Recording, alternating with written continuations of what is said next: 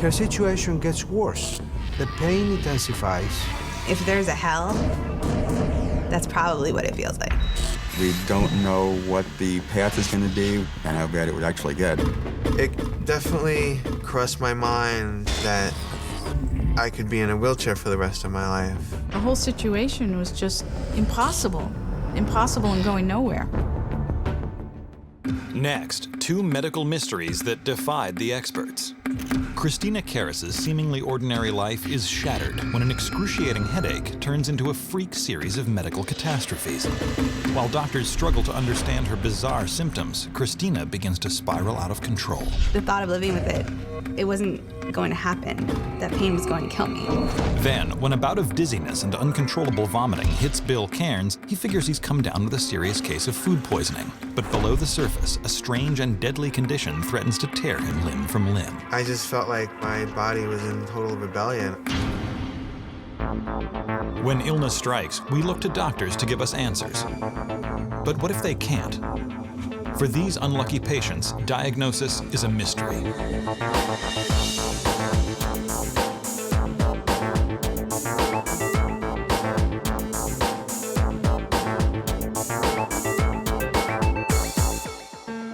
"25-year-old Christina Karas had always dreamed of a life on the silver screen. For as long as I can remember, all I ever wanted to be was an actress. Christina just goes after what she wants. She really wanted to live in LA. After graduating from high school in 2000, she packed her bags and moved to the Hollywood Hills, hoping for her chance at stardom. I was working as a waitress and then going to school and trying to support myself and trying to find time for acting in between. She seemed quite happy. And she seemed that she was pursuing and getting close to achieving what she wanted to. But in 2006, shortly after arriving home in New Jersey for Thanksgiving, Christina's entire world begins to spin out of control. I woke up in the middle of the night and I was in so much pain that I was screaming and my parents woke up. I heard her crying and moaning at about 4 in the morning, and I couldn't figure out why or what was going on. The pain was basically in my right cheekbone area and on the right side of my head and my right ear. It was nothing like I'd experienced, but I just figured that it was a sinus infection. But the next morning, the excruciating pain hasn't let up a bit. Concerned for their only child, the Karases immediately schedule an appointment with a nearby doctor. So I'm sitting in the waiting room, and the fluorescent lights above me are making the pain so much worse that it's probably doubled or tripled in its strength at this point. But after a thorough examination, the doctor assures Christina that her symptoms are nothing to worry about. The doctor told me that it was a sinus infection. She gave me antibiotics and told me that I was totally clear to resume my life as usual. Sure enough, Christina begins feeling better within a few days, and after the holiday, heads back to LA. So we said goodbye to Christina at the airport and put her on her flight. I mean, everything seemed normal at that point. The first few days that I was back in Los Angeles, I was a little run down and not quite myself, but I thought that the antibiotics had worked and I was okay. But just 3 nights later, Christina wakes up to the worst pain she has ever experienced. I woke up in the middle of the night in excruciating pain, much worse than initially. So my entire face was just in pain on the right side. Christina spends most of the night struggling for relief. She takes several doses of ibuprofen and finally falls asleep just before dawn. And by the time I finally got back to sleep on Sunday morning, I ended up sleeping through my alarm. When I woke up, I ran into work, and I was 40 minutes late, and they fired me. Christina is devastated and determined to get some answers right away. The next day, I went to my doctor in Los Angeles, who examined me and told me that he thought I still had a sinus infection, prescribed me more antibiotics, and I asked him why it hurt so bad. And he looked me straight in the face and said that he had seen people with sinus infections in way more pain than me. Despite her frustration with the doctor's assessment, Christina follows orders, taking the antibiotics as prescribed. But after 3 days, it's clear that the medication is not helping. On the contrary, the pain continues to intensify. The pain had a tremendous effect on my life immediately. I couldn't take care of myself. If you looked at my house was a mess. I couldn't keep it up. She called up. She was beside herself.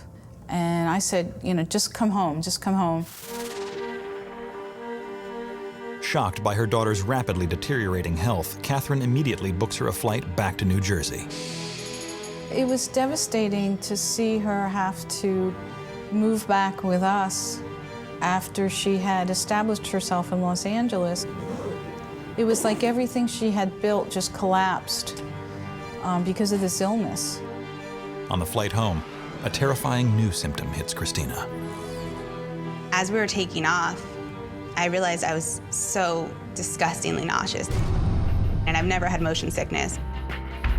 By sheer force of will, I did not throw up during the takeoff. And during the landing, I wasn't so lucky at all. I was the poor guy sitting next to me. I was that girl that was puking in the barf bag. When I saw her coming for the baggage claim, I was just in shock. She just was like a little old lady compared to a vibrant young girl, which she had been a week and a half before. And she just collapsed into my arms and we just cried.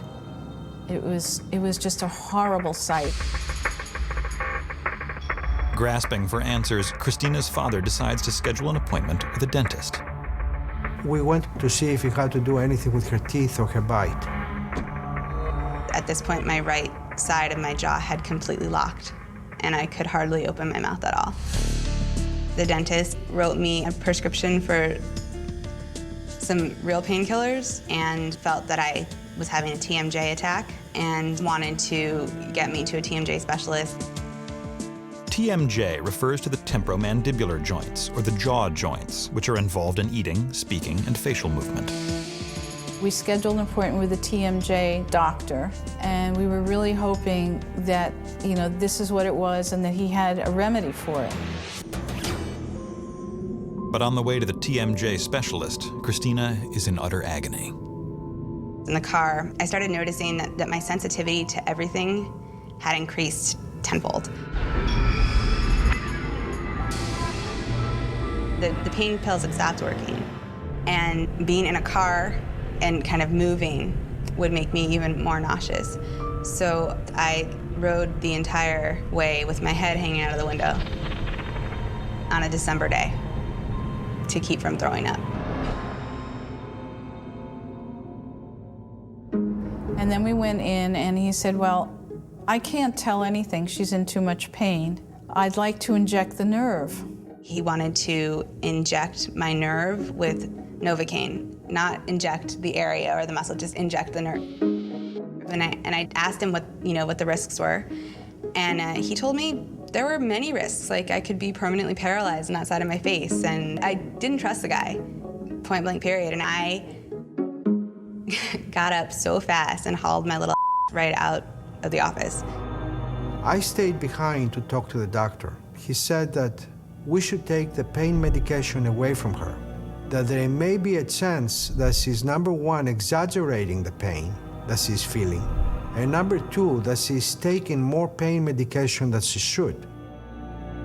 My impression once he said take away her painkillers was that he thought she was a drug addict. It made no sense whatsoever.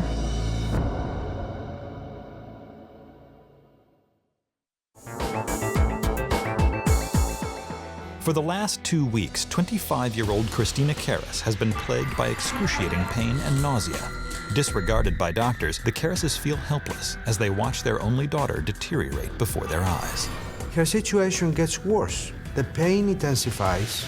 It felt as though my face was bulging out of the skin. I threw up at least once every day. Her days spent mostly in bed. I think 95% of the day was in bed. She would come out, look at us, say a few words, and then go back to bed again. I could hear everything and it would bother me. Every single light, especially bright light, would just make everything way worse. And the whole situation was just impossible. It was impossible and going nowhere. Catherine begins a desperate search for a doctor capable of unraveling the mystery behind Christina's agonizing symptoms. A colleague recommends a renowned facial pain specialist in New York City, and Catherine immediately schedules an appointment. I went into his office where he has celebrity clients on his walls. He was very confident that I had TMJ and that he was gonna fix me. He told me that my jaw was indeed locked on the right side, and the doctor tried to unlock it by injecting Novocaine not in the nerve, but in the area surrounding it and stretching it. Christina had instant relief because it was a local anesthetic. The doctor gave us his cell phone number because he was going to be going away for Christmas, and he sent me home. So we left there very optimistic. Christina was feeling much better. For the first time in 3 weeks, the pain has subsided, and the Karases breathe a deep sigh of relief. But later that evening, the effects of the Novocaine begin to wear off. We go home. The pain came back. The pain came back. Once that Novocaine wore off, once I was home, it was much worse than it had ever been. I felt so helpless. And Dimitri and I were running out of ideas of things to do, of people to go to. And I just couldn't believe that she couldn't be helped. The Karases begin a desperate search for anyone who can help. But it's Christmas week, and every doctor they call is away for the holiday. I started remembering that people with chronic pain sometimes kill themselves. And I had a lot of compassion for them. The thought of living with it was an impossibility because it wasn't going to happen. That pain was going to kill me. And just when she thinks it can't get any worse, the unimaginable happens. On New Year's Eve, Christina is terrified when she looks in the mirror and notices that her right eye is drooping to the side. And I looked in the mirror. Now I'm noticing that my face is really falling apart and becoming deformed. By the next morning, the drooping eye is causing double vision and extreme vertigo. My entire vision was completely out of whack to the point where just walking would make me throw up. Right now is what are we going to do to save our child? In a state of panic, the Karases rush Christina to the emergency room at New York City's Cornell Medical Center. And the doctors acted very professionally, took her very seriously. Immediately, the doctors suggest that the problem could be neurological and order an MRI to get a closer look at Christina's brain. Well, nobody prepared Christina for the MRI, and nobody medicated her for the MRI. It was as though there was a construction site inside of my brain, and they were nailing and drilling through my head. And she described it as the worst experience she's ever had in her life. After the MRI, Christina is wheeled back into the ER. The Karases anxiously hold their breath as they wait for the test results. After the test, I had been given some IV morphine, so I was calm. We waited for the reading of the MRI. The doctor came up to us and said that the MRI showed a tumor in an area of the brain that they didn't usually operate. I had what he thought was a brain tumor in the cavernous sinus region of my brain, where they don't operate. At which point I felt like our life just fell apart. After my parents leave for the night, I'm sitting there in the emergency room by myself.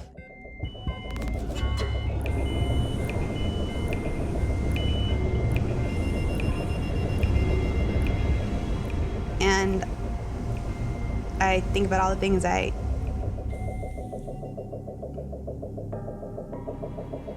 haven't done.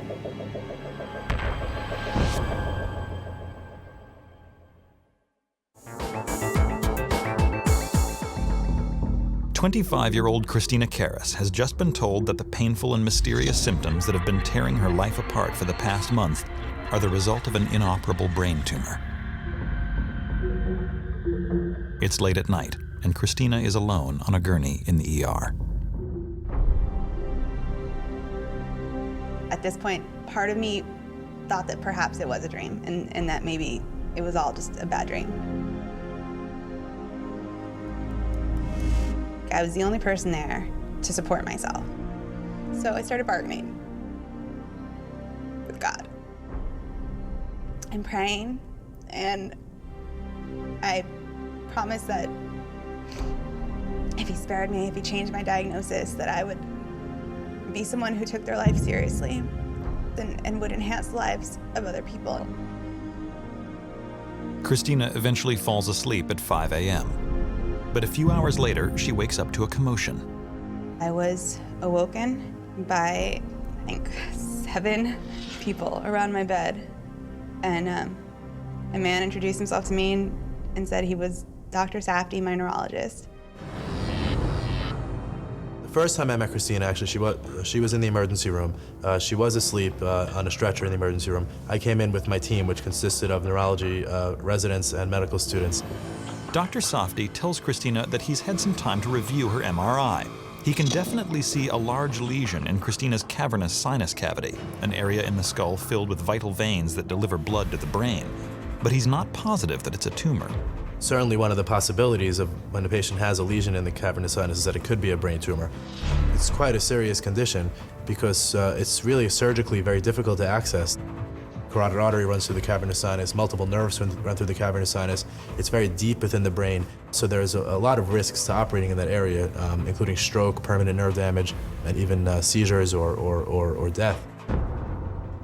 Exploratory surgery in the cavernous sinus is out of the question, so the only way to verify whether or not the lesion is a tumor is to eliminate all other likely possibilities. You have to make sure the patient doesn't actually have a tumor, and sometimes it's hard to tell. The only other possibility is that the large mass is actually a highly inflamed area of the brain. His first step, treat the area as though it's inflamed. Steroids are our best anti-inflammatory agents, so we treat with steroids and see if the patient improves. If Christina responds favorably to the steroids, it will be clear that she does not have a tumor, but an inflammatory condition that can be treated. Dr. Safdie immediately starts her on a high dose of IV steroids. You're waiting to find out whether or not your child is going to live or die, or whether or not she has something that can be taken care of or something that cannot be taken care of. Now, the only thing they can do is wait and see if the medication works. Each hour that passes is excruciating.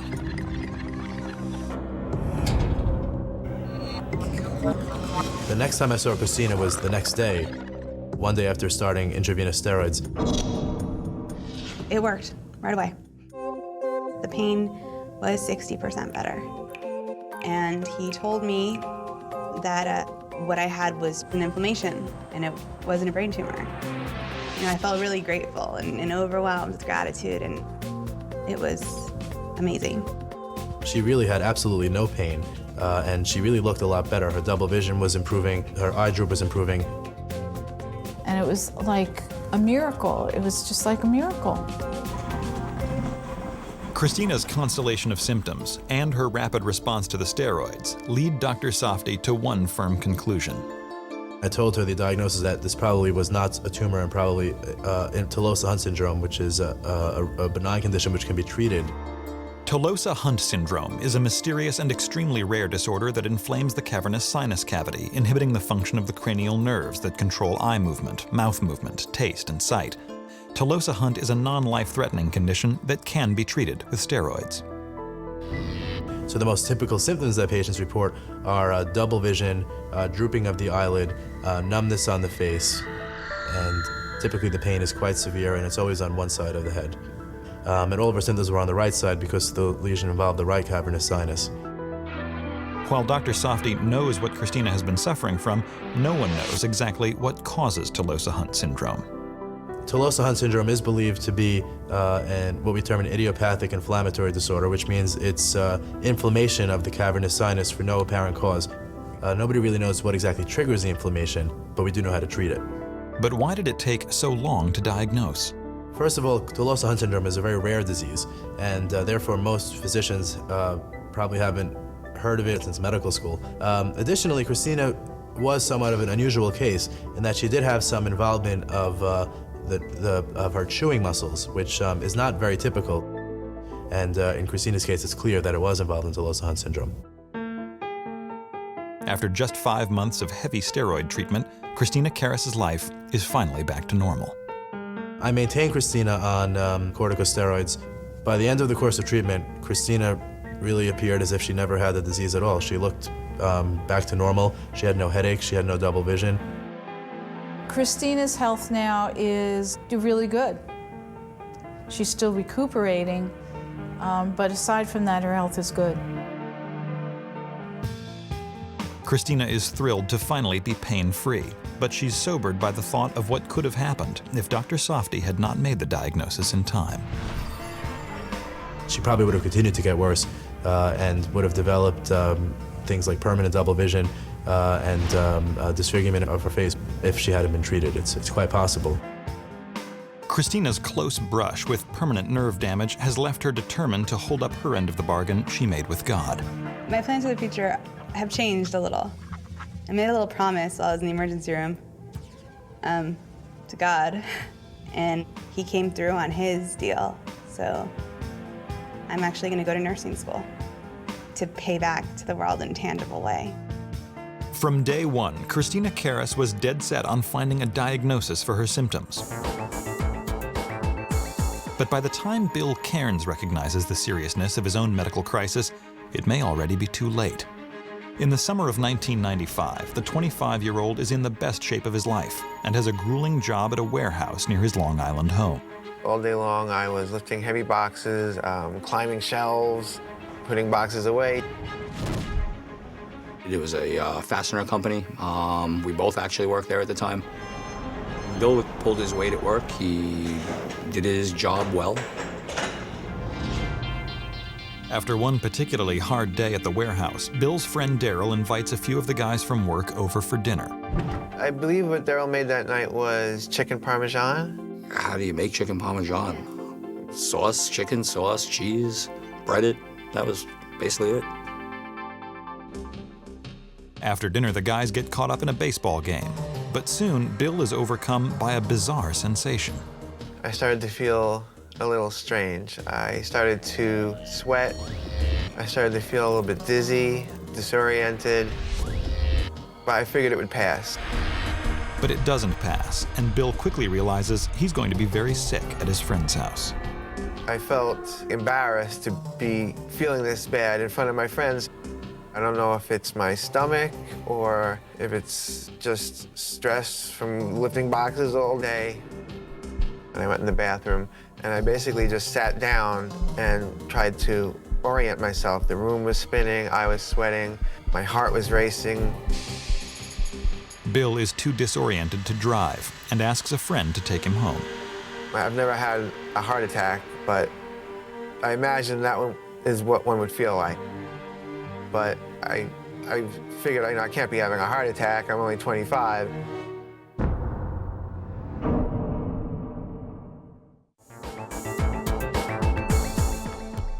Shortly after a meal at a friend's dinner party, 25-year-old Bill Cairns is suddenly overwhelmed by a mysterious episode of dizziness and exhaustion.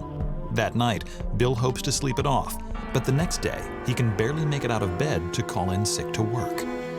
I told them I feel like I have a flu or a stomach virus, and I would try to come in later if I could, but I didn't think I'd be able to.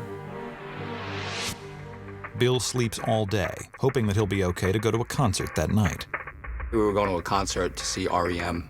We had 7th row at Madison Square Garden, so I was determined to go to that concert. Bill forces himself out of bed and meets Daryl at the train station. On the way into New York City, Daryl notices a dramatic change in his friend's appearance. Bill was looking pale once we got up to the train. I just didn't feel well at all. I felt so disoriented, so dizzy, and I felt trapped in a railroad car that you can't get out of, you can't stop. Daryl brought it up. He thought, "Do you think it was my chicken last night?" And I said, "Well, no one else is sick. You're not sick." So we kind of laughed it off as a joke that it might have been the chicken. Bill can barely keep it together during the concert, and as soon as the show ends, he takes a turn for the worse. I started vomiting after the concert. It got pretty bad. Even though I wasn't eating anything, I was still vomiting. By the next morning, the vomiting is out of control. Anytime I tried to eat anything, I would vomit within a half hour. I couldn't keep any food down. I tried to eat the blandest things, but they wouldn't stay down. So I spent the days bedridden and just wondering when this was going to end. The next week is brutal, and Bill's condition doesn't improve. The weight was just flying off of me. When I weighed myself, I would be at least 5 pounds lighter. Sometimes there was a 10-pound difference between one day and the next. When Bill's family comes to check in on him that week, they're stunned by his appearance. There was a drastic drop in Bill's weight and the way he looked, his whole attitude, his whole demeanor. I was about 190 before the concert, and I was around 160, 150 by the end of the week. I couldn't stop vomiting. I just felt like my body was in total rebellion. Bill's weight loss is nothing short of shocking. In 10 days, he's lost more than 30 pounds. The family had mentioned to him maybe he should seek the doctor or medical attention, and he thought that it would just pass, that it would be food poisoning and it would just run its course. I don't necessarily like doctor's visits, so I was doing my best to avoid it. Bill refuses to see a doctor, even though he's bedridden and unable to work. And it just became too much for him. He couldn't function at work. He couldn't do his job. He didn't have the strength to lift anymore.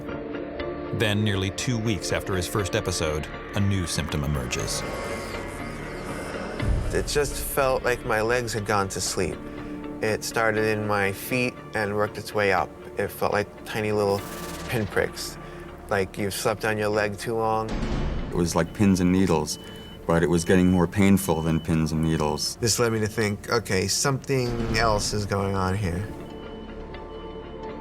Frightened by the tingling in his legs, Bill finally realizes that he's not suffering from some garden variety food poisoning. He needs help fast. I've come to the point where I have to admit it. This isn't going away. This is something that needs treatment. He musters enough strength to drive himself to the ER, and when doctors finally examine him, they're alarmed by his dramatic weight loss.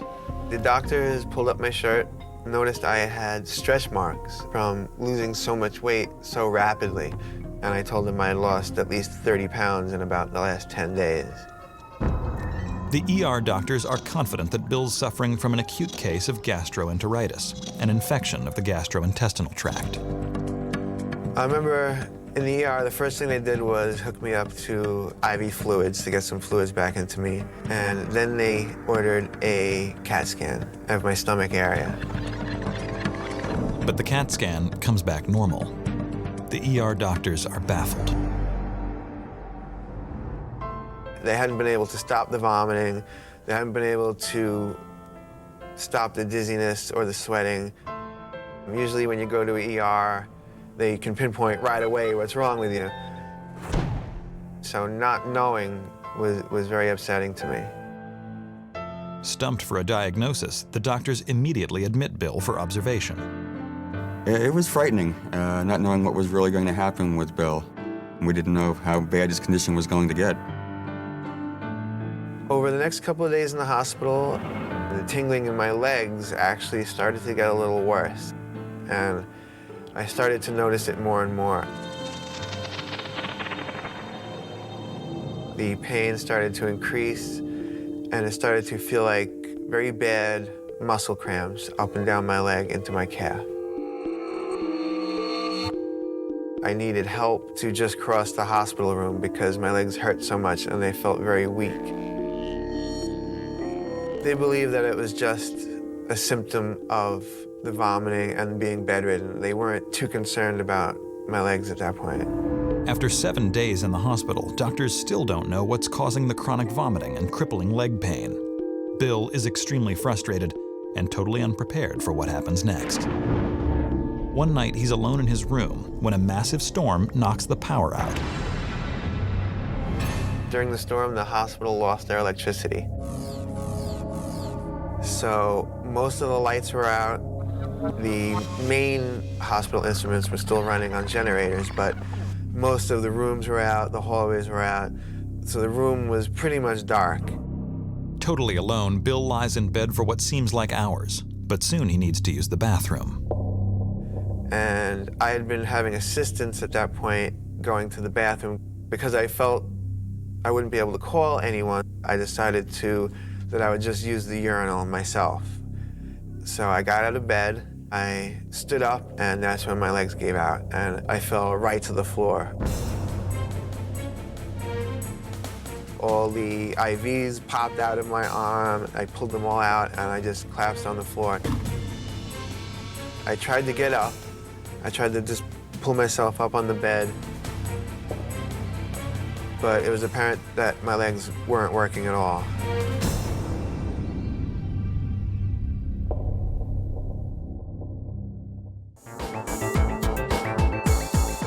Hospital staff has spent the last 7 days trying to diagnose Bill Cairns' bizarre gastrointestinal symptoms when suddenly the unthinkable happens. During a hospital-wide blackout, Bill's legs give out and he collapses onto the floor. With my arms, I dragged myself into the hallway where there was a little bit of light, and I called for the nurse. I was actually lying in the hallway for a few minutes, bleeding from where the IVs came out. Nurses find Bill on the floor and immediately get him safely back in bed. When they put me back into bed, I was terrified. My legs weren't working at all. Bill eventually manages to get back to sleep, hoping the whole episode was just a result of extreme fatigue. When I woke up, I was in bed, I looked down at my feet, and I determined to try and move my toes to see if that was just a freak accident the night before. And I looked down at my toes, and I basically just thought, okay, move, and nothing happened. It's Bill's worst nightmare. He can't understand how he could go from having the flu to not being able to walk in just 2 weeks. Feeling pain in your legs, all right, they can give me something to relieve the pain, but feeling nothing touching your leg and not being able to feel it was much worse.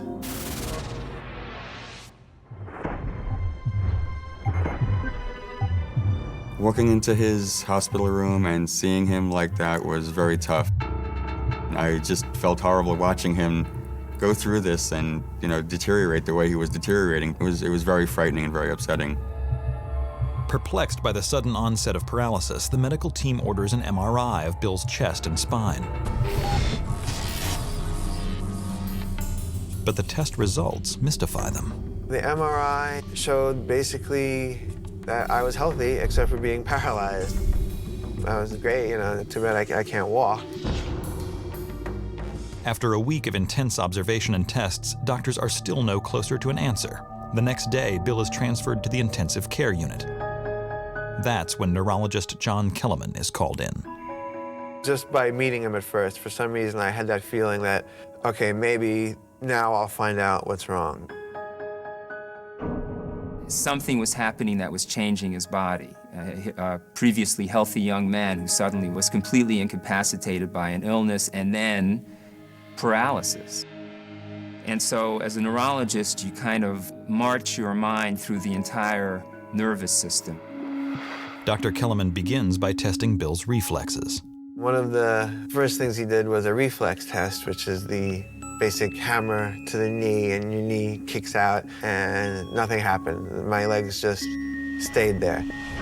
My conclusion was that something in that reflex pathway was abnormal and not functioning normally, and that the problem had to do with the nerves coming out of his spinal cord. And the next thing that I did was perform nerve conduction testing and electromyography. An electromyography, or EMG test, will determine whether the nerves in Bill's legs are functioning properly. On my legs during the test, I really couldn't feel anything. And that actually made him very concerned. His nerves were clearly not carrying the electricity that I gave him normally. There was something causing an abnormality of the nerve conductions in his legs. The next step is to do a spinal tap. During a spinal tap, a long needle is carefully inserted directly into the space between two of the lower vertebrae, enabling doctors to collect a small amount of cerebrospinal fluid. The worst part was being awake and knowing what they were doing to my spine. It takes 1 hour for the results to come in. Bill anxiously waits, praying that doctors will at last be able to figure out what's causing his body to shut down. And when the results come back, Dr. Kellerman finally has the piece of the puzzle he's been looking for. His spinal fluid came back showing that there was elevated protein and little or no white blood cells. And that's a fairly characteristic picture in Guillain-Barre. Guillain-Barre syndrome is an extremely rare and devastating disorder where the body's immune system mistakenly attacks the nerve cells within the nervous system, causing muscle weakness, paralysis, and in some cases, death. The exact cause of Guillain-Barre is unknown, but a minor infection in the respiratory or gastrointestinal systems can trigger it without any warning. The disease seems to start in the legs, the feet, and then kind of travels up the leg and eventually throughout the body, throughout the nervous system. In fact, for a long time, one of the names of Guillain-Barre syndrome was ascending paralysis, a paralysis that climbs up. Now the clock is ticking. If Dr. Kellerman doesn't stop the disease immediately, Bill could become completely paralyzed. That was really scary to learn that it could actually go up your entire body, that it could affect your lungs, that it could affect your throat, that you could not be able to talk, not be able to breathe on your own. The ominous part of his disease was the involvement of the nerves that control his organs, and particularly his heart. Dr. Kellerman finds himself in a race against time to save Bill. You can liken an autoimmune disease like Guillain-Barre to a brush fire, and you want to hit that brush fire fast and hard and stop it in its tracks before more trees are burned. He puts him on an immunoglobulin treatment, or IVIG therapy. Millions of healthy antibodies are injected into Bill's immune system in the hope that they will bind with the attacking antibodies and shut them down. In essence, the good cells will neutralize the bad ones. But Dr. Kellerman can't guarantee that the immunotherapy will stop the disease from progressing further. For Bill and his family, the next few days are excruciating. We have a diagnosis, but we don't know what the path is going to be, how long it would take, how much more he would be paralyzed, and how bad it would actually get.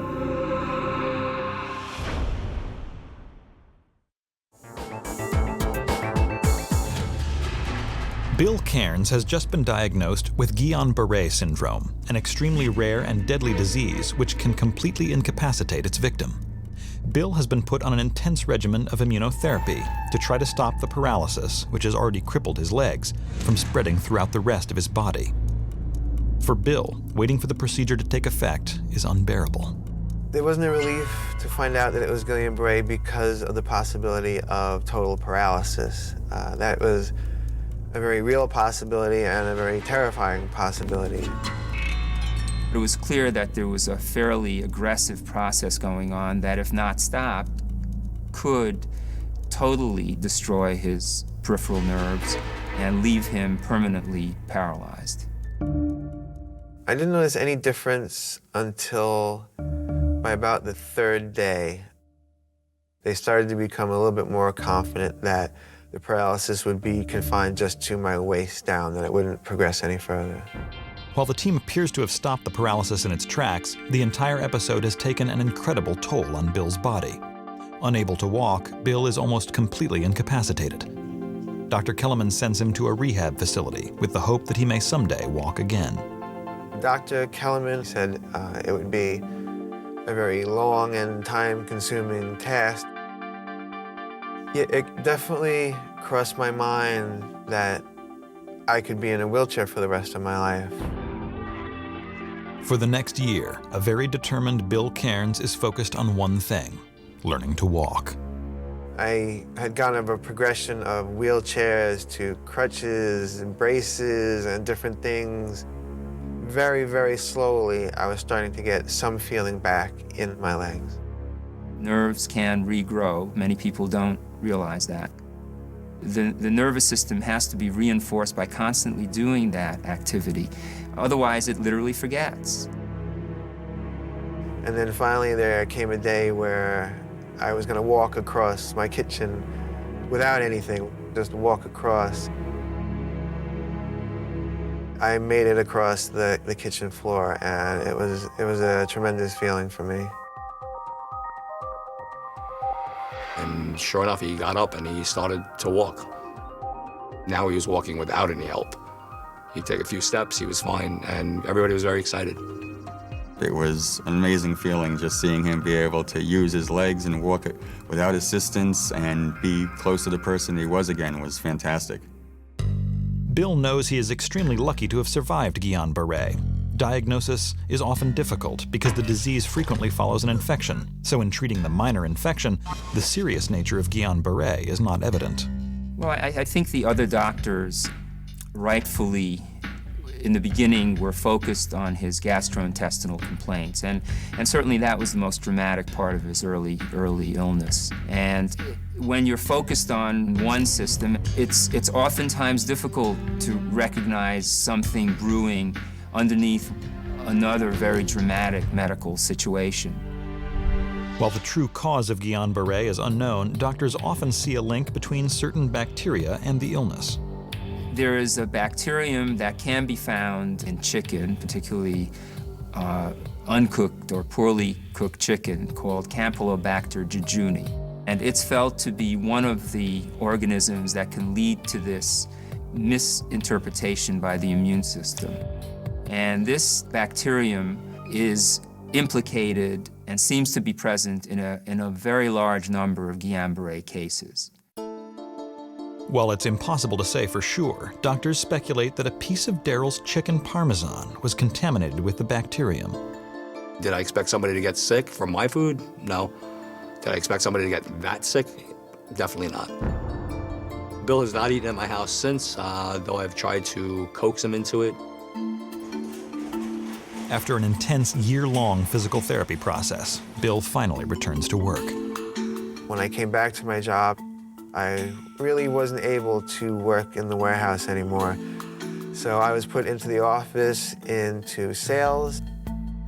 It's definitely a lot better than lifting 90-pound rivet boxes all day. Today, 15 years since he was diagnosed, Bill Cairns has a greater appreciation for his life and his legs. I've fully recovered. I can walk, I can run, which I have to do after my 2-year-old, and being able to run after her and carry her around. And these are things that I might not have ever been able to do at all, so it's wonderful.